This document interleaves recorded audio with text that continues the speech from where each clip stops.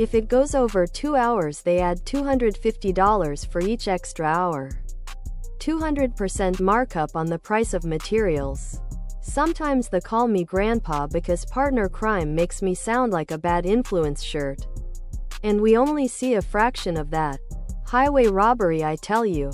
For sure. If you buy the tool, how bad is potentially messing up with it? Like using too much power and destroying your thing.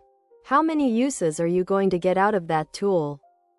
How much is your time worth researching options and watching? They call me grandpa because partner crime makes me sound like a bad influence shirt. Tank top, V-neck, sweatshirt and hoodie. They call me grandpa because partner crime makes me sound like a bad influence shirt. Sweatshirt, tank top, V-neck, hoodie. My parents. I'm 36. Balk at it. Tell me I can buy a new lawnmower every year with what I pay the lawn people.